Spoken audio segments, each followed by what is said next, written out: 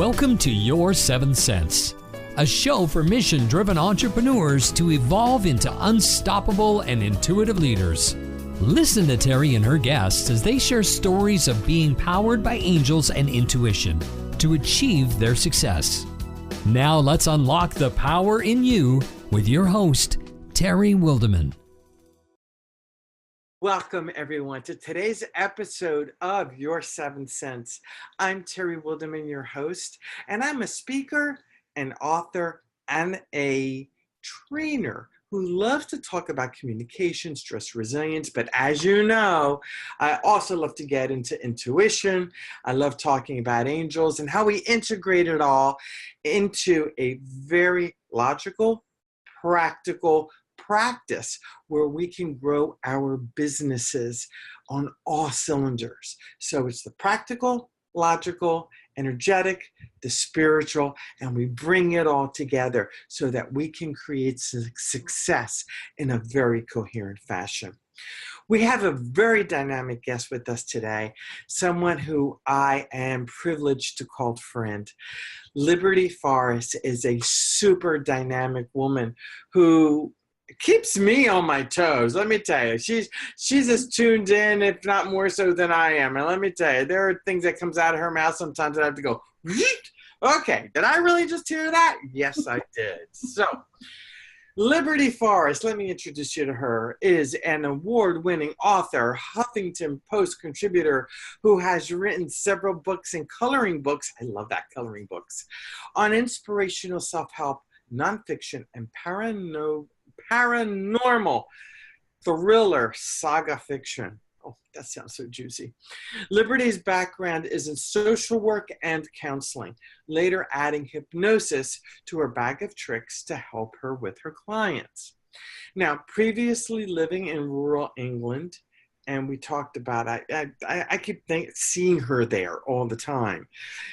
Previously living there, she was there for 5 years. 5 years, and appeared monthly on Sue Merchant's evening show on the BBC radio. That is really cool. Doing psychic phone-ins for listeners. Now, I just lost your, I just lost your bio, Liberty. Just lost it. I'm so sorry. Okay, it just decided to go away on me. Is that something psychic there? What happened? Is that something psychic? Okay. So currently she is a popular YouTube host where she does psychic readings for the Zodiac, as well as frequent live streams during which she connects viewers with loved ones in spirit. That's really pretty cool.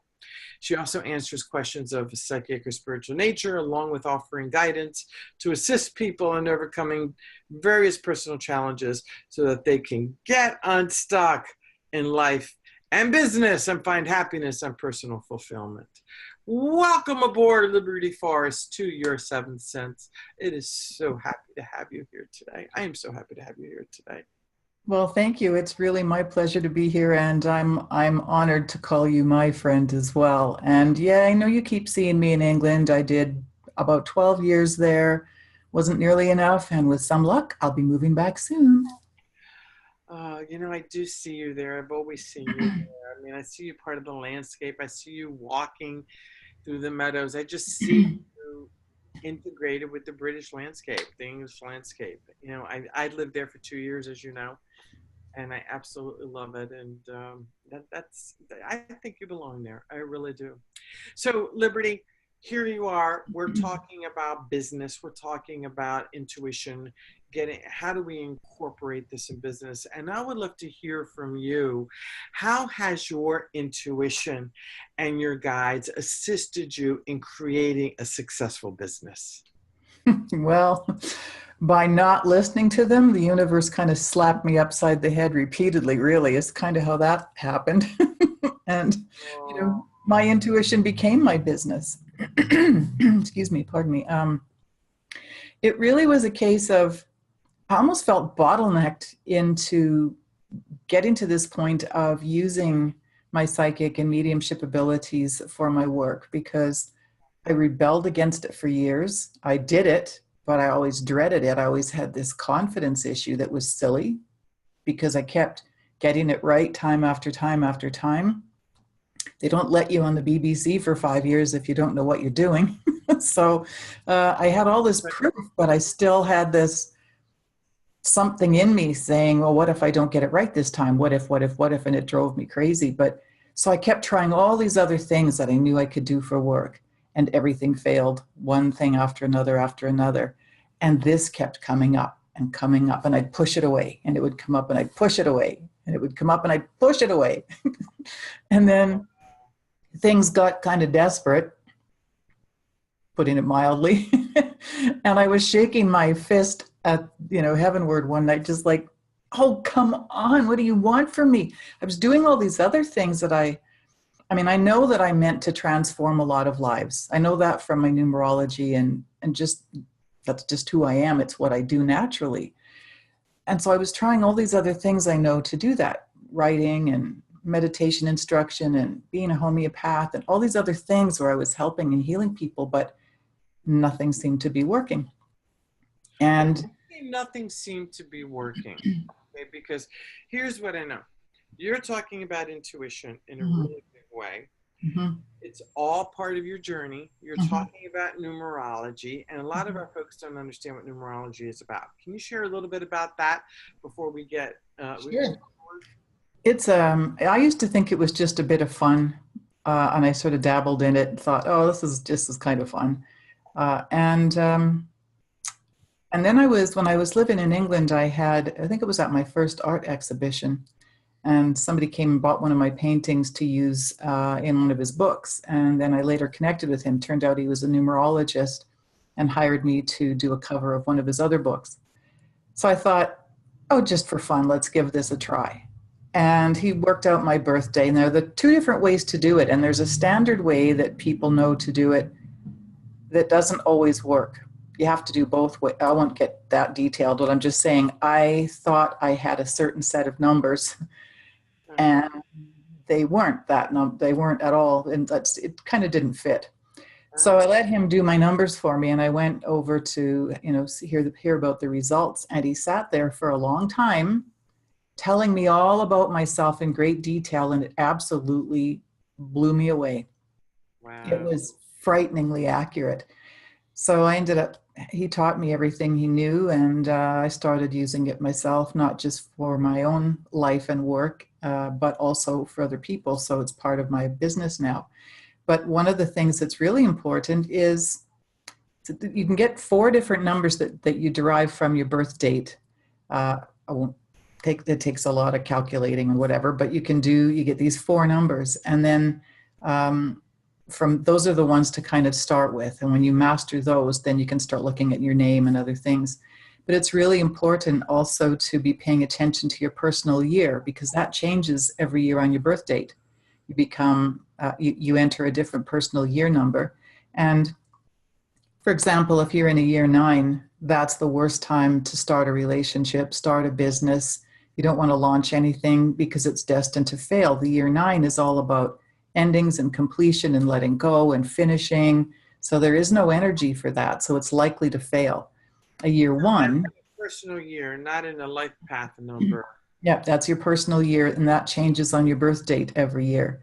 So when you work with those energies, you can maximize the energy. Like I'm in a year 1 right now, and oh my goodness, the stuff that's been coming to me and happening. New beginnings. I really am. Lots of them. It's also a year of rebirth and transformation. There's been lots of that happening. But last year in my year 9, things will fall away. Relationships fall away, habits, lifestyle, anything that needs to go, the energy is with you. So it's a really great time to get rid of anything that doesn't work for you anymore. So how does that work for business people, entrepreneurs? How does it benefit them to know all of that? Oh, massive benefit. Like I said, you don't want to start a new business in a year 9, for example. And then just each year has its own energy about it. A year 2, for example, it's a lot of waiting. Year 1, you plant a lot of seeds because they're not all going to take. So it's a really great thing for those of us who are entrepreneurs to do a whole bunch of different things in a year 1. Start this, start that, try this, plant seeds. Then year 2, there's a lot of waiting. Things will start to happen, but it's a lot of waiting. Year 3, for example, is about the joy of life and having more fun. Now, year 4, all about hard work. But the energy will really be with you, so that if in a year 3, when it's all about being playful and having fun, but you have to buckle down and really be working hard, it's going to feel like work. But if you're aware, well, heck, it's my year 3, and you just make sure that you give yourself that opportunity to let the year 3 speak and give it some energy, then it doesn't feel so bad to do the year 4 thing, you know, or the hard work. Then when you're in the year 4, that's all about hard work, it doesn't feel like so much work because you're working with that energy. Year 5 is all about change, and you know, you can expect lots of, so they all have their own theme. And when you're an entrepreneur, it's really helpful to know what the energy will be in a particular year, so you can maximize it to strengthen your business and help build your business, and make sure you don't shoot yourself in the foot by starting it at the wrong time. That's really brilliant, because, you know, if you want to start a big project, launch a book, anything like that, that a lot of us who are entrepreneurs do, it's really nice to know what our personal path number is. Now, I know my personal life number is a 9, and I don't know what my personal path number is, year number is. I have to look it up. If you tell me your birthday, I can tell you what it is. Oh, we'll do just that. The month and the day. Just the month and the day. That's all you need. 628. 628. 8, 16, 17, 18, 19, and 8 is 20. You're in a year 9. Oh, great. But you're not launching anything new. You are, this is like, no, it's called, but it's something you've done before, and it kind of follows naturally on from what you've been doing. It's not like a totally new thing. If it's something you've already been doing, that's different. If you were to now suddenly decide, I'm going to go and have a construction business. Got it. Something, you know, totally different that you've never done, that would be not good. Oh, okay. So that makes me feel so much better. Thank you for validating that. And it actually makes sense, because you are also clearing out parts of your previous business that don't work for you. So you're already in that year 9 energy, letting go of the parts that don't feel so right, and you're bringing more of you into it. So it's just a natural progression. So it's all good. I am. And you're absolutely spot on with all of that. So can you share a story, Liberty, or an example, I should say, of one of the best experiences you had in listening to your intuition? Oh, yeah, absolutely. I've got a bunch, but the very best one comes after what I was saying before about everything I was trying was failing or didn't feel right. And I couldn't seem to make anything work properly in terms of business. Okay. And I finally had this, you know, not my first time doing it, but yelling heavenward with shaking my fist, like, come on, I'm doing all these things that I think you want me to do. I'm writing all these books. I know I meant to do that. And I'm doing this and this and that. And like, what? You know, what do you want from me? I was really upset, and kind of took a deep breath and went, okay, refocus. And it was that night I went to bed. Normally I would do my prayer and meditation time before getting into bed, but I was especially tired. It was about 1 a.m, and I went to bed early. That's early for me. And so I'm lying in bed doing my prayer time and my gratitude for all the blessings and all of that. And you know how your mind works really quickly, and you just have like flashes of images that tell that story in your head? It was like that. So the little story I'm going to tell you actually took place in a split second, but it was just like image, image, image. And it was so quick. The first image was, and of course that morning while I'm doing this, I'm show me, like I've been asking you to show me, what do you want me to do? I don't get it. So then there's that night, and I'm lying there having my little prayer time. The first image was just a snapshot of having a conversation with an award-winning medium I know in England. He used to be on Most Haunted. A lot of people here know that show. And he was one of them. And he's brilliant. He's extremely good. And we used to have these conversations about how he'd quit doing his spirit work and go back to his consulting work to have a steadier income. And every time he did that, life would kind of go tits up. And I remember saying to him, I can see myself sitting in my cottage in England saying, Barry, you know how this works. If you are called into doing spirit work and you ignore them, they send you to your room without dinner until you figure it out. And we had that conversation a few times, and every time he'd go back to doing spirit work, everything would flow better again and life would be happier and it was all good. And I had that conversation with a couple of other medium friends I know who were on TV and that sort of thing. But you see, I always thought of it as the thing that they were meant to do. For me, it was a thing I can do, but I didn't ever think of it as the thing. It was just a thing among others. So that was my first snapshot. And then the second one was kind of thinking,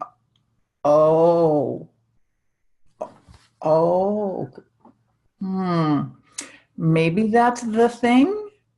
And then I thought about, like, there's a reason why I've got these abilities. There's a reason why this has been happening to me since I was a kid. And it just kept naturally evolving through my life without my doing anything about it. And I went, oh, okay, maybe I'm supposed to be doing this. And then because, it's like like I said, I felt like I'd been sent to my room without dinner, really. It just felt like I was being punished almost by the universe. Everything was just so hard. And then I thought about the confidence issue. I thought, yeah, but I really, I hate that. That part's awful. And then there was this, I know this was, angels, spirit guide, I don't know, some divine something, it's saying to me, hang on a minute, confidence issue, you say? That's your mother. That's all the stuff she told me growing up, right? You're stupid and you'll never amount to anything and nobody wants what you have to offer and blah, blah, blah, right? All this negativity and you can't do that before I'd even tried things and just all of that. And I went, oh, this isn't about readings. I have tons of proof that I do really great readings and that I get great information. Like I said before, they don't have you on the BBC if you don't know what you're doing. That's right. So I went, and again, this is all just like bang, bang, bang in a split second. I went to, it's not about the readings, it's the confidence thing from my mother. So I literally could see myself taking that issue and going, dump over here with all the other stuff that she's, given me as lessons that I've been learning for my whole life. And I thank her for those. I mean, she's no longer here, but I thank her for those because they help me do what I do. But it was in that moment that I just realized it wasn't about the readings. That is what I'm supposed to be doing, or I wouldn't have had this happening to me for my whole life. And suddenly I couldn't wait to start doing readings. Nice. As I said, this was just these little snapshots. It was a split second incident where I know that was divinely given to me, especially after my pleading that morning, just show me for Pete's sake. And within a couple days, I had a whole bunch of readings booked the following week. And then shortly after that, I'm doing my YouTube thing. And that's been exploding into just a beautiful community. And all the other things that I was doing or trying to do, the meditation, the guided meditations I recorded, the hypnosis recordings I have, the books I've written that are inspiring and healing and all of those things, the courses I've been creating, didn't bother to finish, but I'm finishing now. All of it comes up when I'm doing my live streams and people are asking me questions about some life challenge, something that's happening for them. And I can say, well, I have this product over here that can help you. Or it's even just the things I'm sharing with them. But all of it is now tied together. It all makes sense. So what I'm hearing you say in a nutshell is, when we fully step out of the spiritual closet, the angel closet, the fear closet, the miracles in our world happen. It's all about believing in the miracles, but we have to take action first to be able to allow the miracles to happen. Is that true? I would say so. And I kept saying, I know there's a miracle coming for me. I've been praying for a miracle for so long, and I was sure that this was going to be my miracle, my year of miracles. Really has been. Year one. one. There you go. It's a year one. I'm so happy for you. Thank you. What I know is that when it comes to business, we do run away from those intuitive hits. We do run away from those pieces. And a lot of them is because it's easier to stay in the self-sabotaging emotion than it is to release the self-sabotaging emotion. As a counselor, can you address that a little bit, Liberty? Well, self-sabotage, that's a big one. And, that has a lot of different roots depending on who you are and where it's coming from. Sometimes we just do it to ourselves. Sometimes that was kind of given to us. But yeah, I completely agree that that's I think a part of the problem is there's that thing about a fear of failure and or fear of success. A lot of us have one or both of those. But it's confidence. That's the other thing, I mentioned that was a big issue for me. And even though I kept doing the thing I was doing and I did it well, there was still this other piece. And I think you're right. There was a part that probably was a little bit of, I don't really believe in myself, which is maybe where the self-sabotage comes from. They're kind of tied together, I think, that confidence issue. And another thing too, people sometimes will say to me, well, I don't want to try this new thing because I don't have confidence in it yet. And I always say, well, but you don't just sort of wait for confidence to show up. Right. It comes after you do the thing. Well, in my case, it didn't. Well, it kind of did, but it was, once I'd be in the readings, it would go well. And I'd be like, see, you can do this. What's your problem? And then I'd go through it again every time. But confidence comes when you do the thing and go, oh, actually, look at this. I am doing this. So I'm curious. I know for myself, when I start to talk about angels or intuition, that kind of thing, I may get the eye roll from people who are business folks or professional folks, because there is such a taboo of bringing this work in the workplace. However, it is very comfortable to say, look at the ding. Did you just hear that chime? It's validating when I'm talking. It's comfortable in the workplace to say, oh, well, my gut's telling me, or my gut this, my gut that, my gut. However, you talk about angels, you talk about seeing things, you talk about hearing things or feeling things, you're in that case. Exactly. That, Liberty, because that's something that really frustrates me, because what we're talking about is no different than the gut thing. You're absolutely right. And that's a really great point, that it's okay in business to say, yeah, well, got this gut thing, or business sense, got good business sense. That's your intuition. Yeah. Sure, some of that's going to be knowledge and experience, but there's still that extra something that, some people just listen to it. They become really successful because they trust their guts. Well, in my work, that is my business, is all about intuition. So I can sort of get away with it, but I've seen plenty of eyeball rolling in my life. And I've had lots of people come to me when I was doing in-person readings, and I would have people sit there. Yeah, so what color socks was he wearing when he died? Wanting some kind of ridiculous proof. They want other kinds of evidence, but there's that, they're not really receptive and open.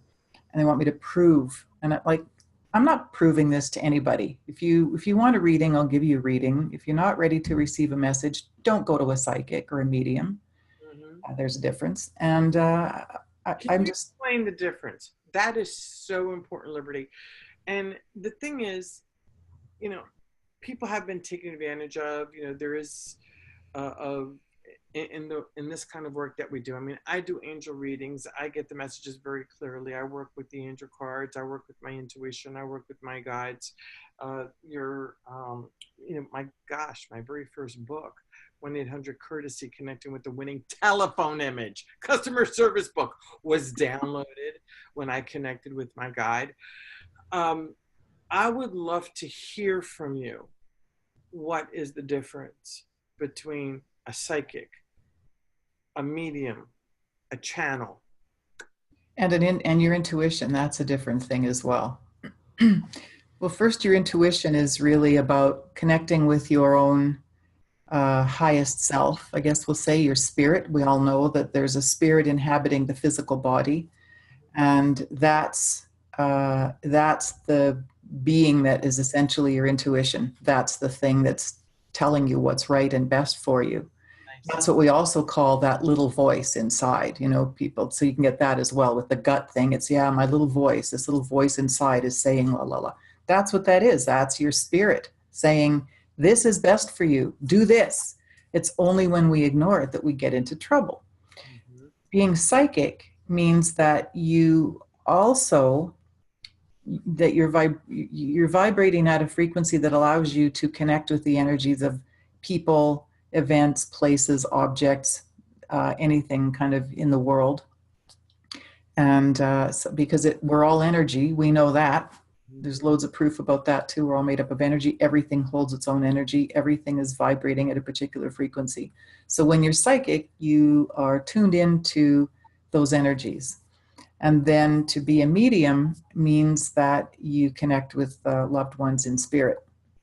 So, or with this, with spirit. So that means that you have to vibrate at an even higher. Your vibrational frequency has to be much higher. So and they have to bring theirs down so you can meet.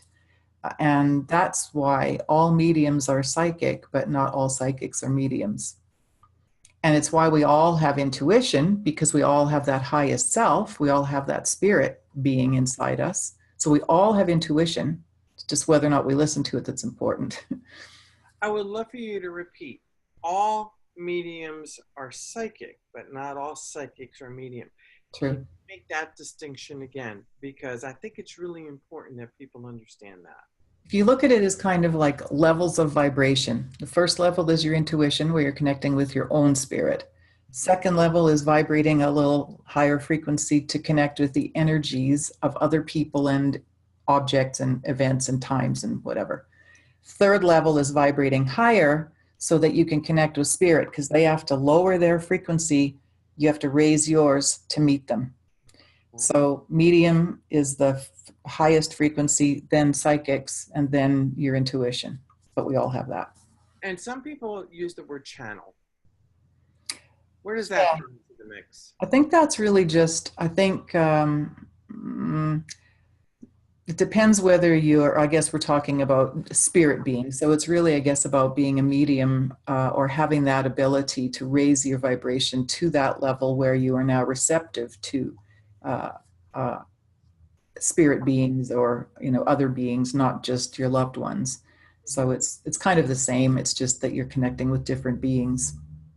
And I know for myself, it took me a long time to understand the differences. I will never forget the one time many years ago where I had a situation in my office when I owned my leadership center, and somebody walked in my office, and we were having a chat, and I kept seeing an image of this person, and I didn't understand what was going on. I'm like, why is this person here? Non-physical being, non-physical person. And to make the long story short, it was a loved one who had passed on, and the way they passed on and so on and so on, there were messages that needed to be given to this person. And this person came in on a sales call. I was training his people. In communications and leadership.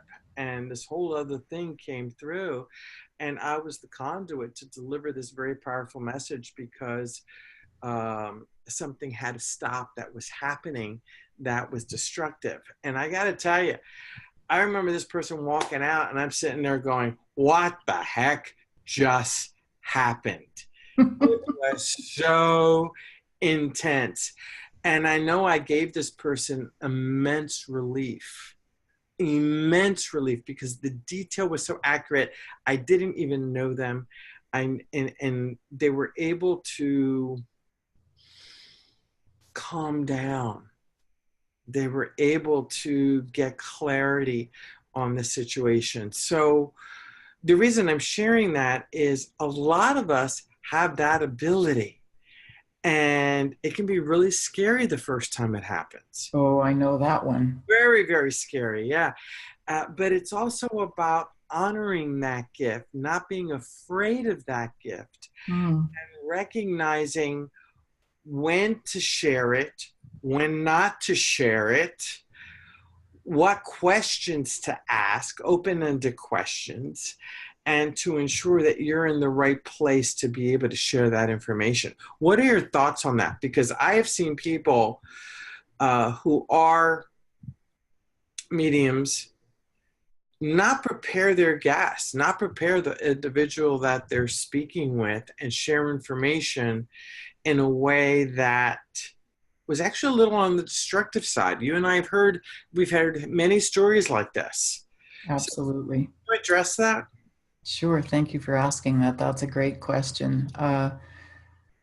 My own experience was terrifying when I started with this. I was a kid and dreamed my two best friends were dead, and woke up, told my parents about it, and they went and brought me the morning newspaper, and there was this article. Oh, wow. Now, this was back in a time when there was nothing like this on TV. There were no psychic fairs. There was nothing. So it was a real shock. It was terrifying. And on top of that, my friends are dead, like these beautiful girls I grew up with. And it was all awful. And after that, things started happening and more information was coming. And it was really scary for a number of years. And then someone I love and respected told me that it meant I'd been possessed by Satan. So now I was really terrified by that time, I can tell you. It's like, no, what do I do with this? And I'll spare you the detail, the blow by blow, but eventually I came to understand just what you'd said, that, this is a gift and the messages are meant to be passed on. But it took me some time to start doing that because I didn't want to upset anyone. And I would I'd get information. Say I'm sitting with someone and, sitting with a friend, and I see a spirit there who wants to say something, and they're like, trying to get my attention. And I'm like, oh, wait, shut up, stop, leave it. They wouldn't leave me alone. So eventually I thought, well, maybe I'm supposed to say something, but I was worried about upsetting whoever I was with. But the first time I was brave and delivered this, like very gently, like you said, you got to be careful. And so many people can be really destructive with it. And they talk about, oh, you're going to die. Like that's so unethical and so wrong. But so it just, it's just terrible. So I would gently ask, got somebody here who would like to pass on a message. Is that okay? And every time I did it, there were maybe some tears, but they were happy tears. They were bittersweet tears. It always turned out to be a good thing. And I went, oh, well, I guess I'm supposed to do this then. So at least it felt safe with people I knew. Well, then the big test came when it was the first time that it happened with a stranger. I was, I guess, or at least when after kind of had that lesson that I was really supposed to say it no matter what. I'd also come to understand I'm not supposed to edit. Well, you can be careful how you deliver it, right? But, right. And I don't get terrible news anyway. But anyway, I got this message. I'm sitting in a pub in England having a glass of wine. I look across the pub and there's a man who just got his beer from the bar and was walking across to his table. And I knew I had to go and deliver a message. And I thought, are you kidding me? Really? Oh, Lordy, okay. And it had to be a man too, right? They're usually much more skeptical than women. Oh dear. And it was in a part of England where people are not very receptive to anything. Thanks for the test, guys. I really appreciate it. So took another chug of that wine and walked across the room, and I said, excuse me, but, and I just said very gently, I'm a psychic and a medium, and I was just given this information that I'm supposed to pass on. Would it be okay if I share this message with you? He said, sure. So I told him whatever it was, and I could see he was kind of swallowing hard, and it looked like he was choking back some tears. And he just thanked me profusely and said how much he needed that message. So that confirmed for me the reason for this. It wasn't the first time, it wasn't the last time that happened either. That happened a lot. And it confirmed for me that I am meant to do this, that this is, as one of my daughters put it, she said, it's not a gift for you, Mom, because people say, oh, you have this gift. It's not a gift for me. It's a gift for, she said, that's a gift for the people you read for. That's nice. I And like I said, that. oh, well, yeah, you'd love my Willow. She's such a precious girl. Anyway, that's absolutely the truth. So, there's a way to approach people, There is. and then there's another way not to, but I do believe the message is always supposed to be passed on. It's just how you do it. That's, How? be respectful, and that people are broadsided with this and minding their own business. And then there's maybe a loved one who has something to say that can be a bit of a shock. We're talking about something though that we both do this. We ask permission to deliver the message. We ask permission. That's just respectful. And asking the permission, it really makes such a big difference. And ironically, when I became a Reiki master in 1998 and I was working on people and that kind of stuff, I would get all these messages. And the reason I got sent to coaching school, the reason why I went to coaching school was because of Reiki. Because when I would do hands-on healing on people, I would get all these messages. I didn't know how to deliver the messages. I found myself struggling with uh, transferring the messages I was hearing, the pictures I was seeing, the words I was hearing, what I was feeling in my heart in a way where I could ask open-ended questions. I didn't know how to ask open-ended questions. I didn't know how to ask the right questions. Sometimes yes and no questions are appropriate. Other times open-ended questions are appropriate. And what I realized was because of the gift of being able to get this information and Reiki, it's what sent me to coaching school. And coaching school is what taught me how to trust myself, get past a lot of the self-sabotaging emotions, to get past the stuff, to be able to really be there for people. And the biggest thing it taught me was asking permission. Because when we ask permission to work with people, it raises the vibration to a different level. And guess what? We can go show up and we can say, yes, we're psychic, or yes, we're medium, and we have this message. I have a message for you. They have the power. You give them the power of choice. They can say no. And when we give people the power of choice, that's respect. That's Yeah. integrity. It's ethics. I can actually tell you nobody has ever said no to me. Although I had a preemptive no a while ago with a friend. We were out, a new friend, someone I'd met a while back, and it was our first time going out for a lunch. And she said, by the way, with respect to your work, just so you know, I'm not open to it. And I said, I don't know what you mean. She said, well, if you ever get anything about me, I don't want to know. Because it was like, I forget how she put it exactly, but it was quite stern. And it was basically saying, I don't believe in it. Yeah. I don't want to hear about it. Keep it to yourself. It's just like, well, okay. Because I normally wouldn't, Yeah. I wouldn't anyway, unless not the way she expected. She thought I might just blurt stuff out. If I had anything to say anyway, I would have asked. But that's the only kind of, as I said, a preemptive no that I ever got. But otherwise, every time I've said to anyone I have That's cool. a message, they always say, oh, yes, please. And it's your delivery style. It's your energy. It's who you are. Well, Miss Liberty, I want to thank you so much for such an engaging conversation. We could sit here for hours talking about this information. I would love to have you. And we do. And we do. We have in the past. Yes. I would love to have you come back to your seventh sense, because there are so many facets to this topic that we're talking about that I would love to tap into with you. Thank you. Please share with the audience, how can they reach you?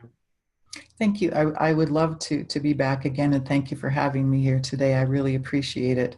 And they can find me at, I guess, the easiest, a couple places, Liberty Forest with 2 R's in it.com, or on YouTube. Just search Liberty Forest Psychic Medium and you'll find me.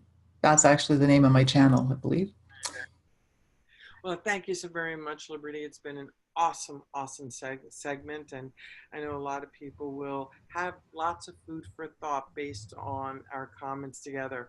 And to our audience, thank you so very much for being here. Again, I'm Terry Wilderman with Intuitive Leadership and Your Seventh Sense. I'm the best-selling author of Your Enchanted Boardroom, which is specific for entrepreneurs, mission-driven entrepreneurs. So I look forward to seeing you next time, and I wish you much success. Thank you. Take care. See you soon. Unlock the power in you and elevate your 7 cents with our intuitive leadership training programs, masterminds, VIP days, and retreats. To learn more, visit intuitiveleadership.com.